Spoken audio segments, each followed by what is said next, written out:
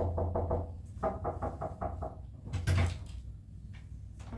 Waalaikumsalam, silakan duduk. Ya, terima kasih.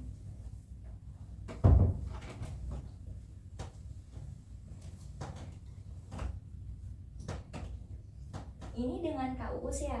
Oh, iya betul Mbak. Iya. Kak Uus tadi kesini naik apa? Aku kesini naik angkutan umum Mbak. Terus macet gitu tuh. Jadi maaf ya Mbak, agak telat kesininya. Iya, nggak apa-apa kok. Sebenarnya tahu tempat ini dari mana? Aku tahu dari event-event yang diadain tempat ini. Terus aku tertarik buat dan butuh buat cerita. Kayaknya aku bisa deh ke tempat ini gitu tuh Mbak. Oke. Di sini saya mau memperkenalkan diri dulu ya. Perkenalkan, nama saya Nabila Nur Fitri, biasa dipanggil Bila. Dan di sini saya sebagai konselornya, gitu. Kakak sudah bersedia untuk melakukan sesi konseling? Sudah Mbak, sudah. Iya, oke. Sebelum kita melakukan sesi konseling, kita baca doa dulu ya.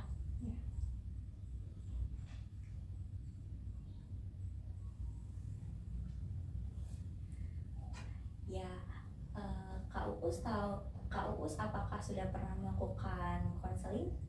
Sudah pernah waktu itu di tempat yang lain. Terus dengan masalah yang lain juga. Aku mau nyoba di sini gitu Mbak. Oke. Yang Kak Uus tahu tentang konseling itu apa? Kayak proses pemberian bantuan, curhat-curhat kayak gitu tuh Mbak.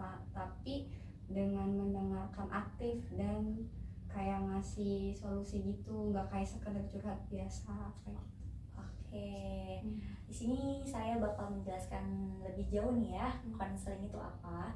Jadi, konseling itu adalah salah satu layanan bimbingan konseling yang mana yang kita lakukan pada saat ini adalah konseling individual, yaitu di mana ada konselornya, yaitu saya sendiri, yaitu Nabila, yang dimana konselor ini adalah seseorang yang profesional gitu, dan Kak Uus sebagai kliennya yang memang ingin menceritakan apa yang sedang dihadapi. Serta tujuan dari adanya konseling ini, kita akan sama-sama nih membantu Kak Uus dalam memecahkan atau mengentaskan masalah yang sedang dihadapi, mencari solusi sama-sama untuk membantu masalah Kak Uus tersebut. Selain itu juga, dalam sesi konseling ini kita diharapkan sama-sama menjaga kerahasiaan yang kita lakukan selama melakukan sesi konseling. Apa yang kita bicarakan, Kak Uus utarakan, insya Allah akan saya rahasiakan dan hanya kita berdua yang tahu di sini. Apa Kak Uus percaya dengan saya? Percaya Mbak. Oke. Selain itu, Kak Uus apakah di sini melakukan konselingnya secara sukarela atau ada hal yang lain gitu? Saya sukarela Mbak. Alhamdulillah. Berarti kalau sukarela, Kak Uus bisa ya menceritakan apa yang sedang dihadapinya secara terbuka tanpa ada yang ditutup-tutupi untuk memperlancar sesi konseling yang kita lakukan. Iya. Ya. Kak Uus apa ada yang ingin ditanyakan? Cukup. Alhamdulillah. Apakah Uus siap melakukan ke tahap selanjutnya? Siap Mbak.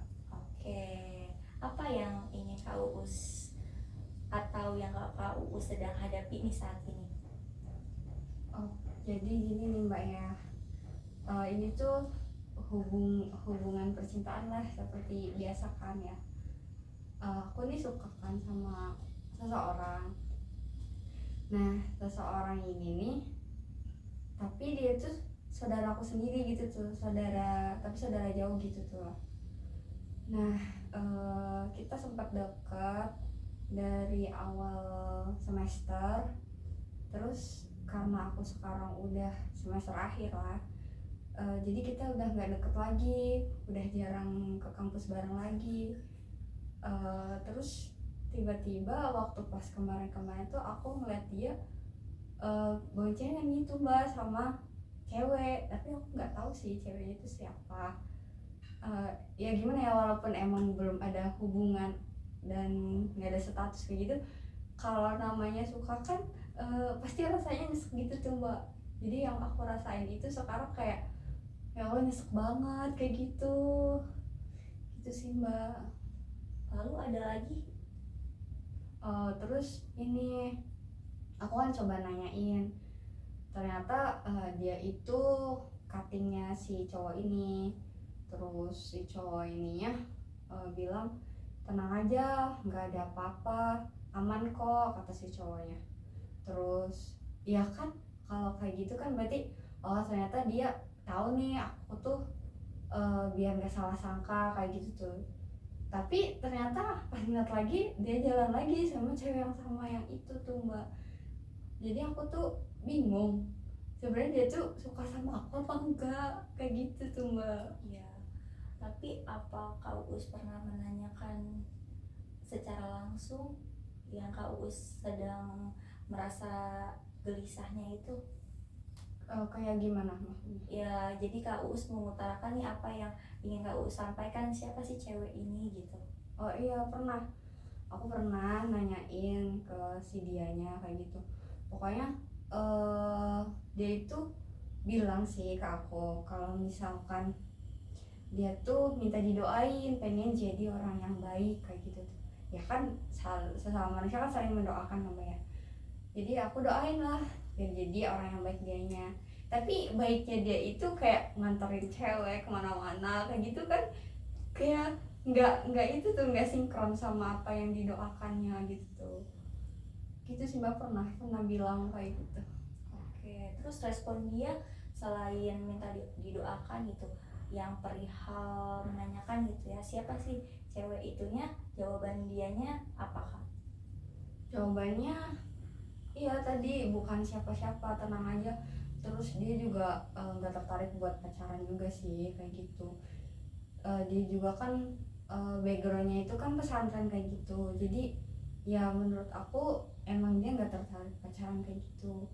Tapi dari sikap dianya ini kayak friendly gitu tuh ke teman-temannya. Tapi friendly-nya ini ke chat doang. Kalau ketemu langsung paling sama orang-orang yang udah dekat dan tahu dia doang, kayak teman kelas-kelasnya kayak gitu. Apakah yang Kak Uus sukai ini tahu gitu Kak Uus menyimpan perasaan gitu? Kalau dari feeling ya, sih aku ngerasanya iya tahu, karena dari sikap dia ngerespon chat, terus beberapa momen sering bareng kayak gitu, aku bisa ngerasain. Apalagi katanya kalau feeling cewek itu hampir bener berapa persen gitu, 90% atau berapa, dan itu emang bener. Maksudnya kadang-kadang yang buat kita overthinking itu pikiran kita sendirinya gitu tuh. Jadi mau berpikir yang positif tapi ada pikiran negatif yang ngebayang-bayangin kayak gitu sih Mbak. Oke. Tapi selain itu apa Kak Uus pernah gitu menyampaikan secara langsung atau mempertegas nih bahwa benar nggak sih dia ada perasaan sama Kak Uus?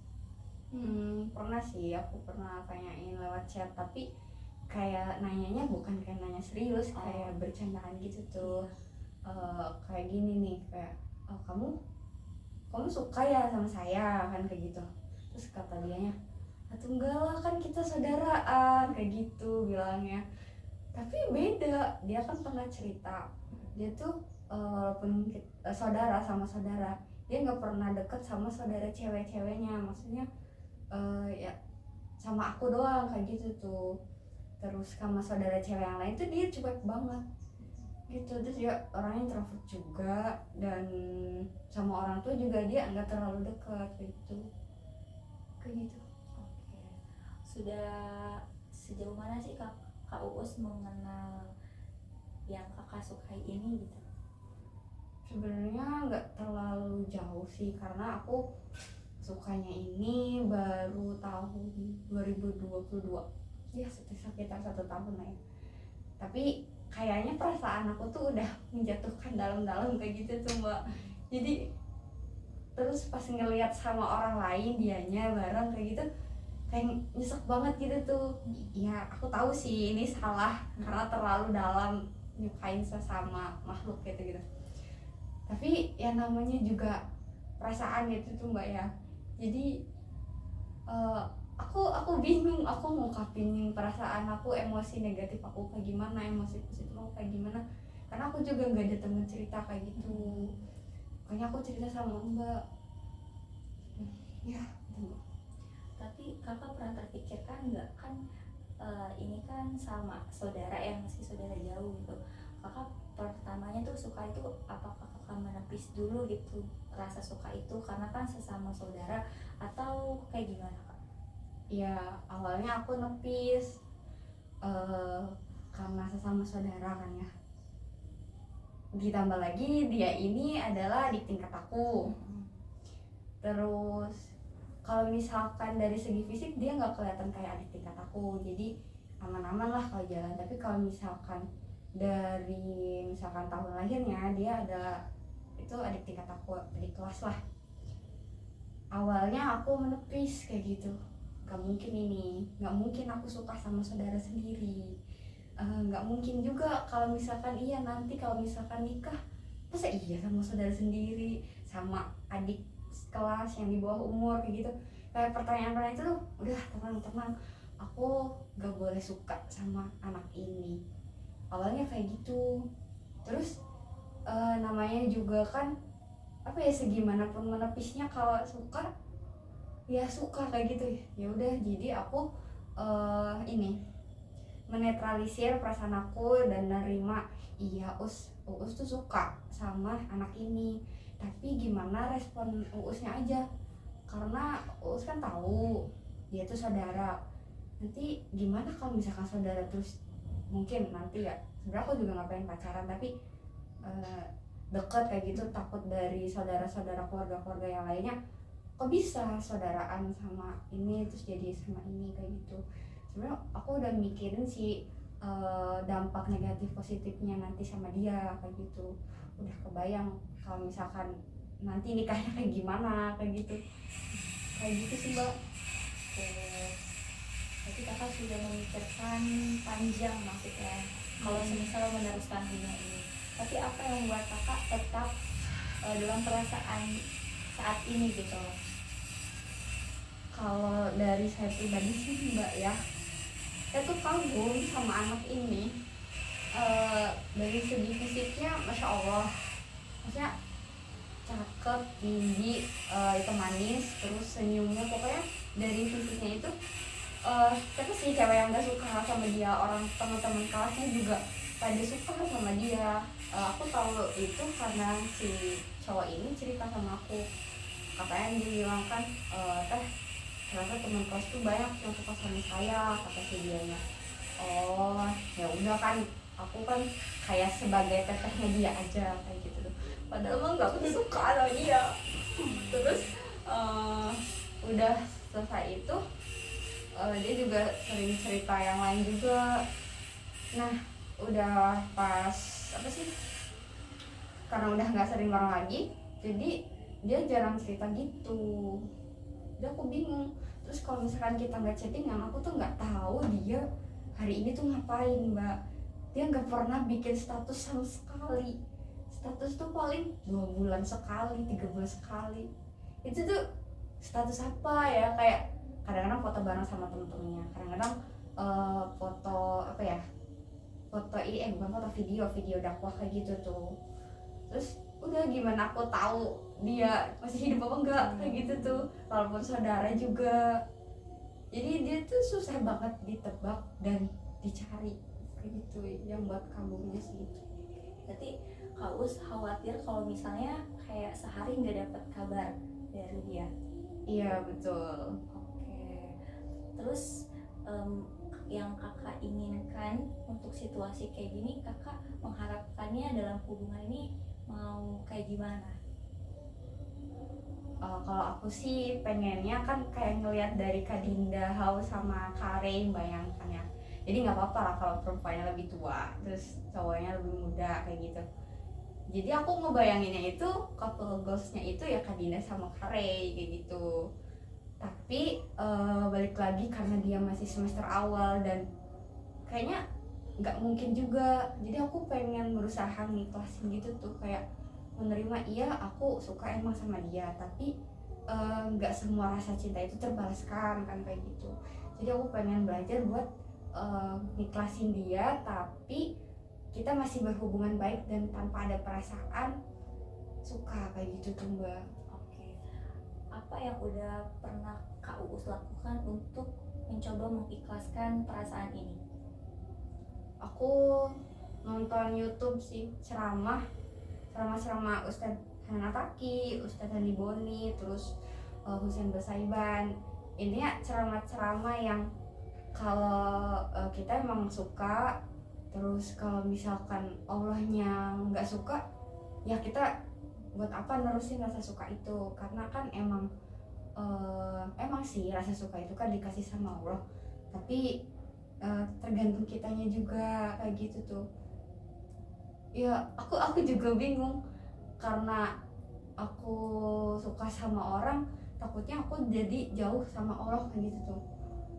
Kayak pas mungkin ini udah terlalu jauh ya, sampai Allah itu udah ngasih tahu alarmnya, kayak ngasih tahu dia dibonceng ngebonceng cewek, terus ngasih tahu kalau dia itu ternyata chattingannya tuh nggak sama aku sendiri, terus ternyata friendly ke sesama cewek yang lain juga kayak gitu. Sebenarnya kalau aku udah nerima bener banget kayak gitu tuh, itu udah tanda dari Allah dia tuh udah nggak baik kan kayak gitu. Tapi aku masih agak ini loh, masih agak bingung juga, karena aku terlalu suka banget, jadi alarm-alarm yang diberikan sama Allah ini kayak oh ya udah mungkin nanti dia bisa berubah, mungkin dia nanti kapan-kapan bisa cerita ini siapanya, padahal emang enggak, itu tuh udah alarm dari Allah kayak gitu tuh. Aku sadar itu alarm dari Allah, tapi aku bingung gimana nerimanya kayak gitu tuh. Jadi aku karena kan sekarang aku lagi halangannya, bingung, aku biasanya kan curhat sama Allah kayak gitu. Terus aku ini apa sih, kayak cuma nulis-nulis doang, terus kadang suka ngobrol di kaca kayak gitu tuh Mbak. Ya itu sih yang udah aku lakuin biar bisa sedikit-sedikit mengikhlaskan si dia kayak gitu. Oke. Yang udah Kakak lakukan itu apakah sudah ada efek ataupun kayak udah bisa sedikit mengurangi perasaan Kakak saat ini? Karena aku baru nyobanya 3 hari yang lalu ya. Sedikit iya, sedikit ngebantu sih, karena aku juga lagi banyak kerjaan dan lagi banyak tugas yang harus dikerjakan kayak gitu. Jadi nggak selamanya harus mikirin buat nikmatin dia kayak gitu. Alhamdulillah sedikit mengefek kayak gitu. Tapi aku tuh pengennya caranya tuh langsung ting hilang kayak gitu tuh, tapi nggak bisa. Kayak gitu. Iya. Kakak pengennya langsung instan dan langsung bisa menghilangkan perasaan kakak gitu ya. Tapi kakak menyadari nggak sih kalau suatu hal yang instan itu akan bisa berefek lama? Enggak sih. Ya kalau yang instan itu mengefek lama, Maksudnya akan bisa memberikan dampak untuk berkepanjangan gitu. Apa kakak meyakini gitu kalau proses instan itu akan bisa berlangsung lama gitu? enggak. Kakak tahu itu kan enggak berefek lama, kenapa kakak pengen cepet gitu cari yang instan gitu? Soalnya untuk sekarang ini aku harus banget gitu tuh ngelupain dia, karena ya sebenarnya sih ya tahu tadi yang instan-instan itu nggak bakal berefek lama, nanti pasti bakal tiba-tiba kangen lagi atau pengen apa lagi kayak gitu tuh. Tapi untuk sekarang ini aku pengen yang instan karena aku udah bingung, udah kehabisan cara gimana buat nikhlasin dia kayak gitu tuh Mbak. Makanya aku pengen yang instan dulu, terus mungkin nanti kalau setelah yang instannya mungkin sudah nggak berefek lagi, aku baru nyoba yang pelan-pelan kayak gitu. Ya kakak ada nggak sih kayak kepikiran atau ada perencanaan yang udah kakak tahu tapi belum kakak lakuin untuk mengikhlaskan secara instan itu? Belum tahu. Belum tahu. Ya ini yang baru kakak tahu yang emang perlu waktu lama. Iya.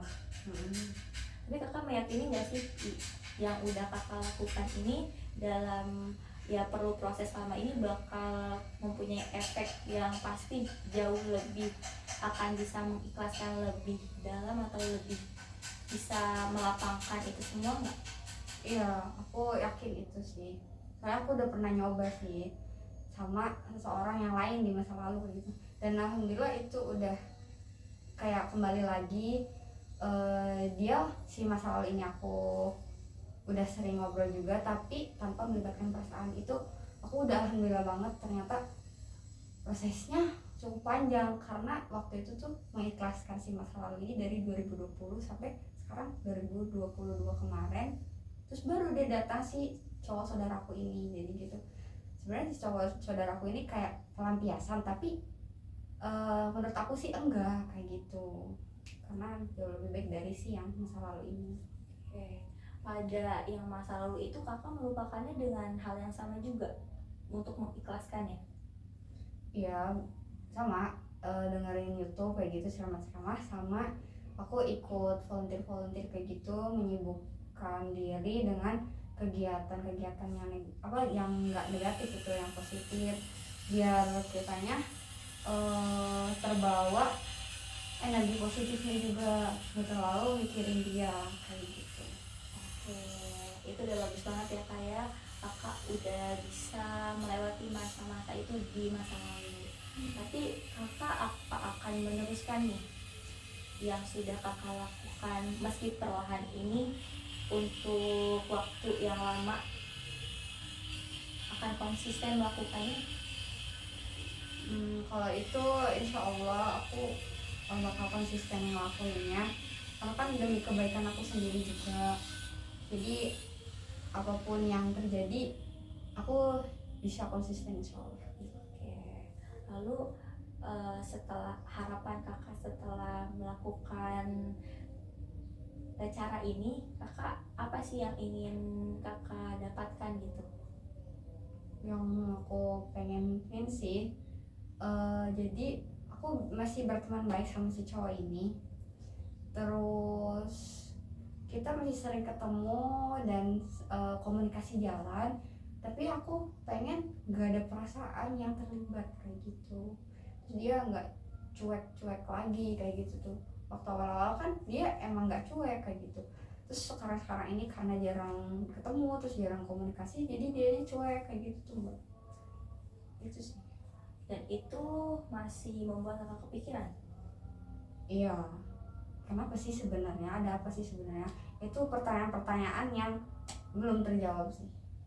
Oke, tapi setelah mendengar kajian ataupun yang udah kakak lakukan itu secara perlahan, apa efek yang membuat kakak terasa gitu, meski sedikit?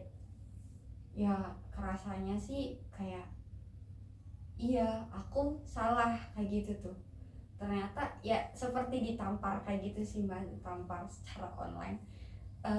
Jadi aku ngerasa kamu udah terlalu jauh, udah terlalu jauh dari Allah kayak gitu. Sampai-sampai kamu ada di posisi kayak gini, itu salah kamu sendiri kayak gitu tuh. Jadi aku ngerasa tertampar dan oh iya ya aku salah kayak gitu tuh. Jadi aku merasa kayak saatnya aku balik lagi kayak dulu, dan awal itu udah nungguin ayo kamu balik lagi sama aku aja, lagian kan masih ngejar itu, lagian kan itu cuma ujian lah kayak gitu kan. Katanya kalau misalkan jatuh cinta sebelum jatuh cinta selama pendidikan itu kan ujian kan ya. Jadi mungkin itu adalah salah satu ujian aku pas lagi kuliah gitu sih mbak. Jadi kakak sudah meyakini akan perasaan kakak tersebut. Iya. Lalu udah seberapa, meski masih waktunya singkat ya yang kakak sudah lakukan, tapi udah ada efek nggak sih sedikit-sedikit dalam kakak mengikhlaskan perasaan kakak tersebut? Aku udah ada sih, udah ada efeknya. Kayak kemarin kan aku ngechat tuh, kan ngechat karena dia ketahuan jalan sama cewek. Terus aku iseng nanya kan, kenapa buru-buru nggak ngobrol dulu kan gitu. Itu kemarin tuh, terus sampai sekarang belum dibalas kan sama dia. Ya udah, aku biasa aja gitu, nggak kayak dulu kayak aduh kenapa sih ini nggak balas-balas kayak gitu tuh. Jadi sekarang udah nerima, oh ya udah kalau mau balas silahkan, kalau enggak ya udah. Ya udah, lebih ikhlas aja sih, maksudnya lebih lebih ya udah capek juga kayak gitu. Jadi itu sih yang udah aku rasain efeknya. Ya walaupun masih sedikit ada rasa penasaran kenapa nih nggak balas-balas kayak gitu, tapi lebih banyak ke ya udahlah udah capek kayak gitu. Sudah ada sedikit keikhlasan meski memang belum banyak ya, masih ada aja ya hal-hal yang penasarannya, tapi itu membuat kakak kayak cukup bisa lega, sedikit bisa mengikhlaskan gitu. Jadi yang kakak ingin lakukan pada saat ini, kakak akan melanjutkan apa yang sudah kakak lakukan untuk mengikhlaskannya. Iya enggak, aku mau lanjutin. Selain itu ada lagi nggak sih plan kakak selain dengan cara menonton dari YouTube nasihat-nasihat, apa kakak ada plan lagi gitu yang ingin kakak coba usahakan lagi nih, siapa tahu bisa lebih berefek untuk mengikhlaskan gitu, melapangkan hati kakak. Cerita sih, cerita ke teman-teman dekat yang tahu aku dekat sama dia kayak gitu. Karena aku tipe orang yang suka cerita. Kalau misalkan aku nggak cerita kayak nyesek gitu tuh. Jadi aku paling cerita terus nulis-nulis nggak jelas kayak gitu, terus sambil ngobrol di cermin kayak gitu sih. Usaha-usaha yang udah aku lakuin sambil menanamkan afirmasi positif. Kamu itu baik, kamu itu pokoknya cantik, dan kalau misalkan dia ninggalin kamu bukan salah kamu kayak gitu tuh. Dan itu kesalahan dia karena dia udah nyanyiin kamu gitu, bukan. Jadi kitanya itu jangan insecure kayak gitu. Oke, jadi bagus banget ya apa yang sudah kakak lakukan gitu, meskipun memang sedang dihadapi di masa-masa yang bisa dibilang kayak bucin gitu ya, tapi kakak juga meyakini bahwa hal ini ada yang salah juga, tapi kakak sudah melakukan cara-cara yang kecil tapi kakak bisa sedikit berefek pada kakak ingin mengikhlaskan perasaan kakak pada saat ini. Ada lagi yang ingin kakak sampaikan? Sepertinya cukup mbak, itu aja sih. Ya, jadi gimana nih perasaan kakak setelah menceritakan yang sudah kakak sedang hadapi, mengeluarkan segalanya, itu kakak gimana perasaannya saat ini?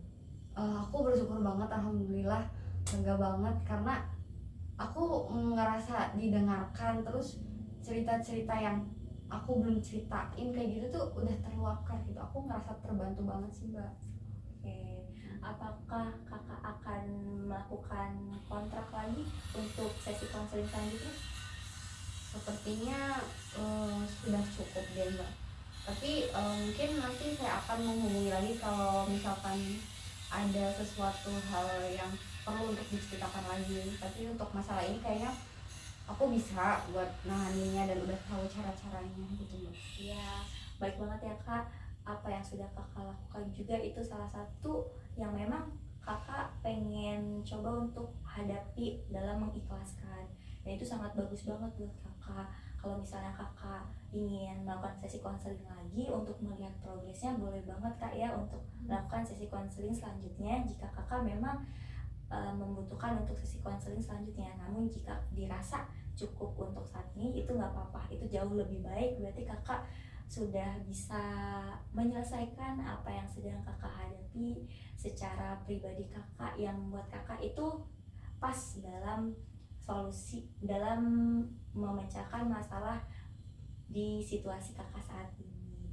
Ya, terima kasih ya kak ya sudah menceritakan secara terbuka dan secara sukarela. Ya, Terima kasih juga ya mbak udah mendengarkan cerita aku sampai menyadarkan gitu. oke, sebelumnya agar sesi konseling ini juga sudah berakhir, kakak dalam keadaan yang sudah tahu apa yang mau dilakukan, kita juga bisa berdoa kepada Allah dengan menutup sesi konseling ini, berdoa dimulai. Kasih Kak, kakak hati-hati di jalan ya. Iya. Mari saya antar. Iya, terima kasih ya Mbak. Iya. Terima kasih. Assalamualaikum. Waalaikumsalam.